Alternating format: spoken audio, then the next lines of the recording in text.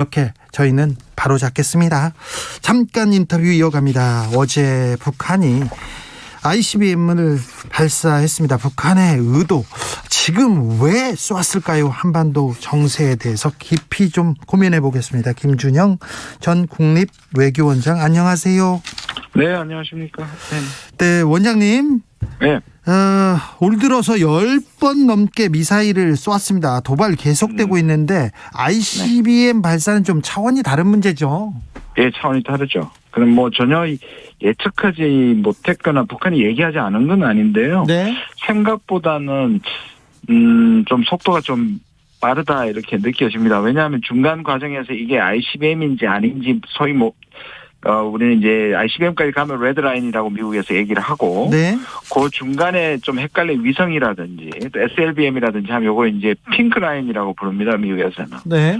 그러니까 핑크라인 정도를 몇 번 하고 갈 것으로 생각했는데 아예 스스로도 화성 17이라고 얘기할 정도로 확 가버린 느낌은 있습니다. 그래요. 그런데 정세현 전 장관께서 저희 방송에 몇 달 전에 나와서도 북한이 ICBM까지는 발사할 거다. 그리고 원장님도 예견하셨어요. ICBM을 발사하겠다고. 네, 속도가 조금 빠르다는 거지 예견했죠. 네, 예견하셨어요. 근데 미국도 보고 있고 예견했을 텐데 왜 이렇게 그냥 쏘도록 방치했나요? 왜 그냥 아무런 조치를 취하지 않은 걸까요? 그러니까 이제 지금 분명히 이제 서로 이제 불신하게 되는 거고, 미국은 계속 입장이 일단 나와서 얘기하자. 근데 북한은 이미 나와서 얘기하는 거는 2018년 19년 했다. 네. 그러니까 미국이 구체적으로 만나서 뭘 해줄 수 있는지, 뭐가 바뀔 수 있는지 자세를 끊임없이 물었거든요. 네. 그러나 미국은 그냥 원칙만 계속 반복할 뿐 아무런 조치를 안 했던 거죠. 지금 G7이 지금 그 벨기에 브뤼셀에서 만나고 있어요. 뭐 우크라이나 네. 전쟁 때문에 그렇기도 한데, 그리고 한반도는 지금 정권 교체기에 있고요. 북한이 왜 이 시점을 골랐을까요? 우리가 자꾸 이제 그런 것들은 저는 본질적인 원인은 아니라고 생각하고요. 그러나 우리가 하루 이틀이라든지 며칠을 조정할 수는 있지 않습니까? 북한이. 예. 그렇다면 그런 걸 노렸을 가능성은 있지만 북한의 계획대로 가고 있다. 그러나 이것을 자기들이 쏠 때 가장 주목을 받을 수 있는 택일 정도는 영향을 끼쳤을 수 있다 이렇게 생각합니다. 네. 8977님께서 서해 수날에 미사일 발사, 한반도 프로세스 5년간 얻은 게 뭔가요? 이렇게 물어봅니다. 예, 그렇게 말씀하시면 이제 우리가 결론이 저는 충분히 이해합니다. 그리고 실질적으로 꼭 5년 전으로 돌아간 2017년의 위기로 돌아간 듯한 느낌이 있습니다. 그때도 문재인 정권이 섰을 때 바로 위기가 왔으니까요. 그런데 우리가 이런 얘기를 하는 것을 냉철하게 하는 것은 중요하지만, 그러니까 평화 소용없다, 아무것도 소용없다 이렇게 가면 좀 곤란하거든요. 그렇죠. 그래서 그간에 관리가 됐고, 그간에 어찌됐든 북한도 나름대로 자제를 했고 모라토리움. 네. 그다음에 남북 군사 협력도 했기 때문에 모든 게 상당히 이제 후퇴한 느낌이 있긴 하지만 그래도 평화 노력은 더 할 필요 없다 이런 결론으로 가는 건 저는 동의할 수는 없습니다. 그렇죠. 그래도 평화를 지켜야죠. 우크라이나에서 봤지 않습니까? 맞습니다. 네. 네. 나쁜 평화는 없고요. 좋은 전쟁도 없고요.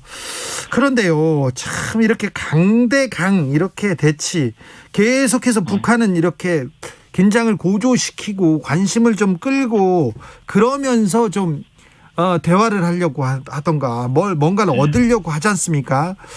이거 좀 어떻게 이 패턴을 좀 풀어낼 수 없을까요?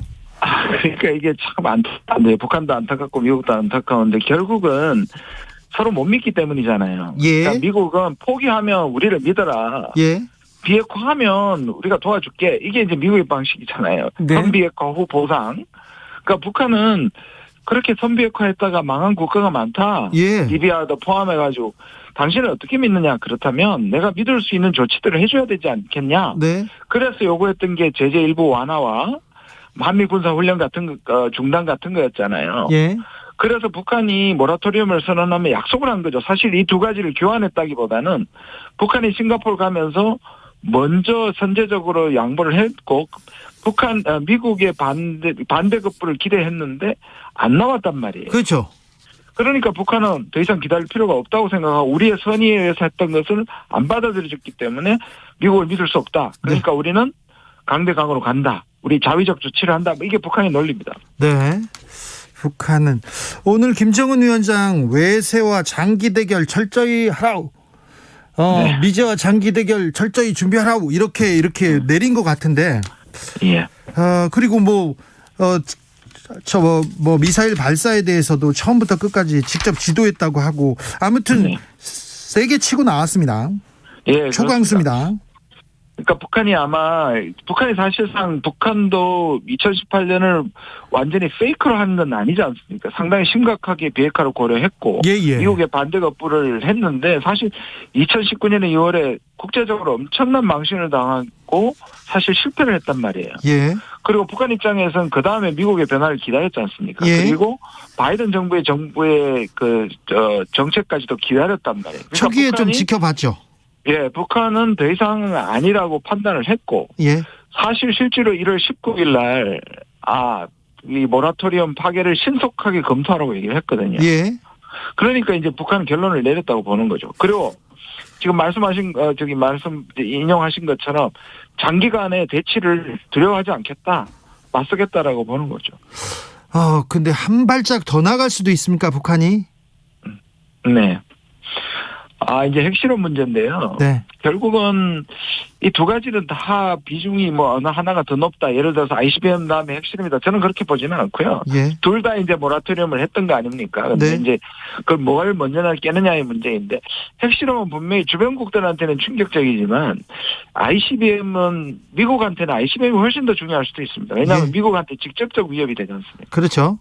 그러니까 이 다음이 핵실험이다. 핵실험 해도 하나도 이상하지 않은 거지만 이것이 더 강도를 끌어올리는 것이 핵실험이다. 그렇게 생각하지는 않습니다. 아무튼 ICBM은 우리한테 보라고 지금 쏘는 건 아닌 것 같아요. 미국한테. 당연히 그렇죠. 미국한테. 사실 우리는 맞습니다. 네. 미국한테 나와라. 이제 얘기하라. 니네들은 뭘 할래? 이 얘기를 할 건데 북한의 지금 초강수에 대해서 미국은 어떻게 반응하고 있습니까? 미국은 이제 여전하죠. 이것이 이제 미국 방식으로 레드라인을 어겼다. 약속해놓고 왜 깨냐. 실제로 이제 그렇게 공격을 하는 거고, 그다음 제재를 올릴 것이고.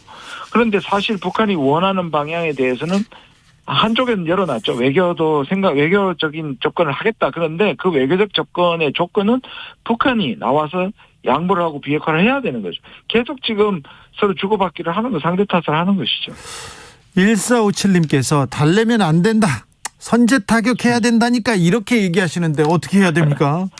아니 선제 타격하면 그러면 북한은 가만히 있습니까? 문제는 북한도 피해를 입겠죠. 우리도 피해를 입는다는 거죠. 우리는 그럼요. 북한이 가진 것보다 우리가 훨씬 더 많이 가지기 때문에 우리가 관리하는 것이지 이게 승부의 문제가 아닙니다. 이게 지금 어제 축구 경기가 아니란 말이에요. 네.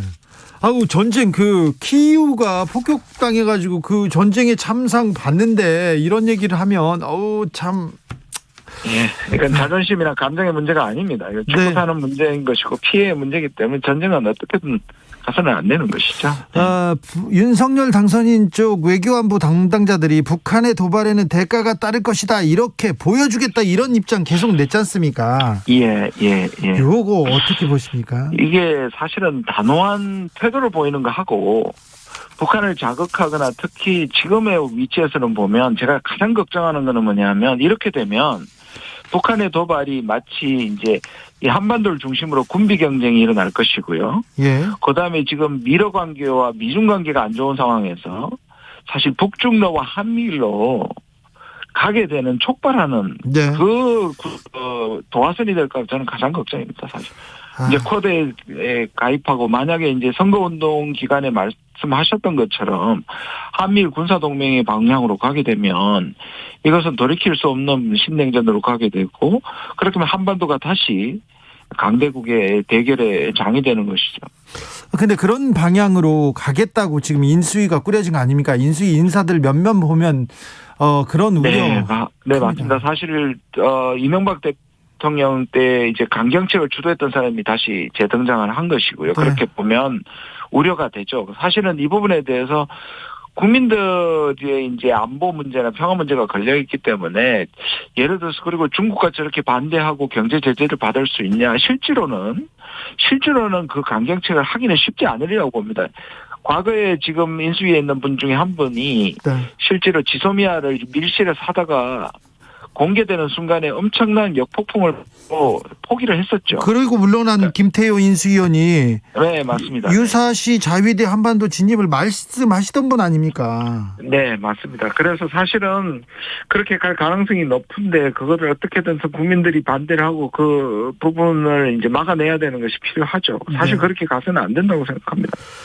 4월이 옵니다. 4월에는 뭐 문재인 정부 임기가 마지막이고요. 거기에다가 네. 김일성 생일이 있고요. 그다음에 한미연합 훈련도 예정돼 있습니다. 좀 4월이 좀 심상치 않습니다. 불안합니다. 예, 심상치 않고요. 이제 이게 과연 4월 15일쯤 전후해가지고 이 ICBM을 쏠 거라는 예상을 저를 포함해서 많은 분들이 하셨잖아요. 네. 그러면 지금 한 5일에서 한 20일 전인데 이것까지 포함할 거냐 아니면 이거 다음에 또 있느냐 예. 하는 질문을 할 수 있는데 저는 두 가지 다 가능하다고 보고요. 예. 왜냐하면 과거에 쏘았을 때도 2연속으로 쏘았거든요. 화성 14도 7월 4일 그리고 24일 후에 28일 날 또 쏘았고요. 몰아쏘는 화성 12도. 네, 몰아쏘기 때문에 그럴 가능성도 있다고 보입니다. 네. 그러니까요. 맞네요. 미사일로. 이거 8일 전에 쏘고 또 쏜 거니까 이번에도. 네네. 예. 그리고 8일 전에 실패를 했고 이거를 이제 사실 화성 17이 이제 첫 침묵이고 발전되고 덩치도 커졌는데 이거는 전력화라기보다는 지금 실험 중이니까 더 할 가능성도 있다고 보여집니다. 네. 윤석열 당선인이 국방부 청사를 좀 옮기기로 해서 국방부도 그러면서 NSC 청와대 벙커 들어가지 않겠다면서 그 이동형 버스 같은 데서 NSC를 주재할 예정이라고 밝혔는데요. 이 부분은 어떻게 보세요? 사실 뭐 불가능한 얘기는 아닙니다. 사실 이동식 이 국가지 통신 차량이 이제 우리 문재인 대통령이 처음으로 한 거거든요. 이게 이제 지방으로 갈 때 공백이 생기지 않기 위해서 마련한 건데요. 네. 뭐 가능은 하겠지만 우리가 지금 하는 이런 굉장히 이 위중한 상황에서 꼭 그렇게 해야 되냐. 그래서 이 청와대에서 도대체 들어가고 싶어 하지 않은 것이 거의 뭐 알레르기처럼 보입니다. 네. 결벽증처럼 보입니다. 한반도 평화 절대 포기할 수 없는 최우선 과제가 돼야 되는데 차기 정부는 어떻게 해야 합니까? 어떻게 이 숙제 풀어야 됩니까? 그러니까 단기적으로 감정적으로 정치적 이익이나 왜냐하면 강하게 보이잖아요. 네? 우리의 군사력, 동맹 듣기는 좋지만 그것은 사실상 긴장고도로 간다는 얘기입니다. 왜냐하면 북한이라고 해서 우리가 강하게 난다고 해서 북한이 지난 30년을 봤을 때 그러면 북한이 고개를 숙일 리가 없지 않습니까? 거기에다가 러시아와 중국이 북한을 돕게 되면 아까 말씀드린 것처럼 강대강으로 가는데 자존심 세우면서 실제로는 긴장구도로 가져오고 코리아 디스카운트가 되고 이런 것이 사실상 우리한테는 장기적뿐만 아니라 국익에는 결코 도움이 안 된다는 부분을 좀 생각해 주셨으면 좋겠습니다. 몇 년 동안 잊고 살았는데요. 원장님, 북핵 그러게요. 문제가 다시 이제 당면한 숙제로 지금 떠올랐습니다. 네. 떠오를 것 같아서 걱정입니다. 네, 걱정입니다. 네. 네. 오늘 말씀 잘 들었습니다. 김준영 네, 감사합니다. 전 국립외교원장이었습니다. 교통정보센터 다녀올까요? 오수미 씨. 네, 시각 교통정보입니다.